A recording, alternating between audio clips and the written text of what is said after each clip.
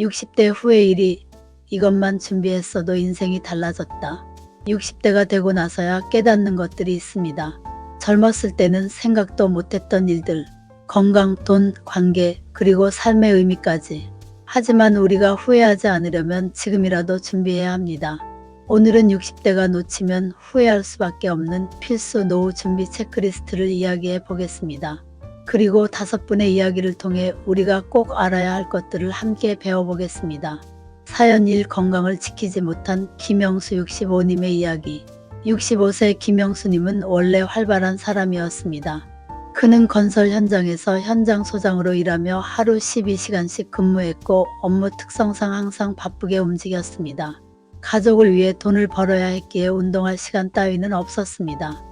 하지만 60대가 되고 나니 몸이 망가지기 시작했습니다.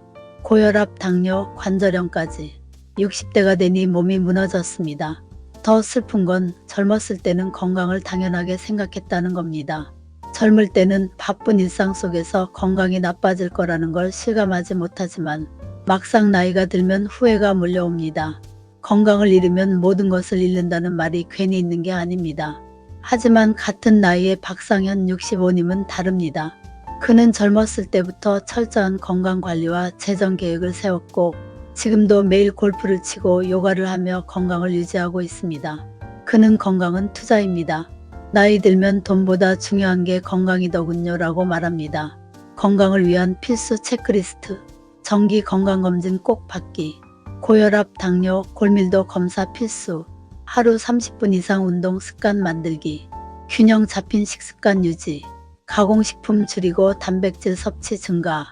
치아 건강관리, 임플란트 비용 미리 대비. 충분한 수면과 스트레스 관리. 과로 피하고 휴식 습관 들이기. 김영수님은 지금이라도 운동을 시작하고 건강을 되찾으려 노력하고 있습니다. 여러분은 건강을 미리 지키고 계신가요?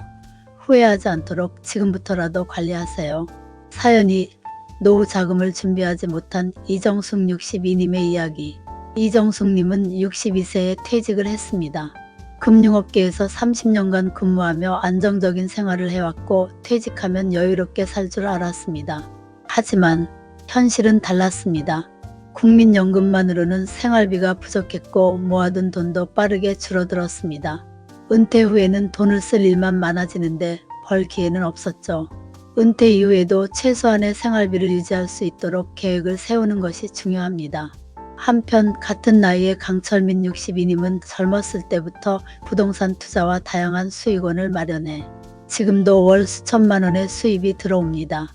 그는 노후에는 소비보다 소득이 중요합니다. 돈 걱정 없이 살려면 반드시 미리 준비해야 합니다. 라고 조언합니다. 노후자금 필수 체크리스트. 국민연금, 기초연금, 개인연금 점검. 최소 10년치 생활비 계획 세우기. 비상금 준비, 긴급의료비, 예측 불가능한 지출 대비.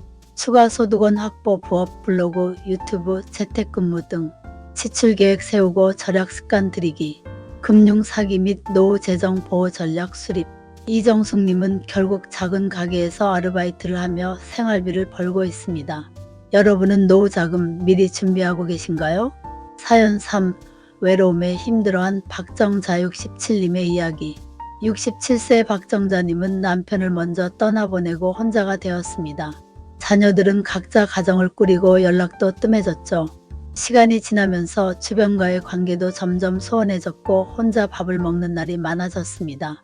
오랫동안 함께했던 친구들도 하나둘 떠나면서 박정자님은 점점 외로움을 더 크게 느끼기 시작했습니다.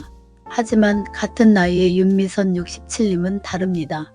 그녀는 젊었을 때부터 다양한 커뮤니티와 인맥을 구축했고 지금도 여행과 동호회 활동으로 바쁜 삶을 살고 있습니다. 나이가 들면 외로움을 피하려고 노력해야 해요. 주변에 사람을 많이 두는 게 중요합니다. 저는 매주 친구들과 등산도 가고 문화센터에서 새로운 활동을 배우면서 인맥을 쌓고 있어요. 덕분에 외롭지 않아요 라고 말합니다. 외롭지 않은 노후를 위한 체크리스트. 새로운 취미나 동호회 활동 시작. 지역복지관, 노인대학, 문화센터 이용. SNS 활용하여 사람들과 소통, 카톡, 유튜브 등. 반려동물 키우기 고려. 정기적인 모임이나 커뮤니티 참여. 새로운 친구나 인맥 만들기. 가까운 가족과 연락 유지하고 정기적으로 만남 갖기, 마음을 나눌 수 있는 사람들과 진솔한 대화 나누기. 박정자님은 최근에 동네 독서 모임을 시작하며 다시 웃음을 되찾고 있습니다.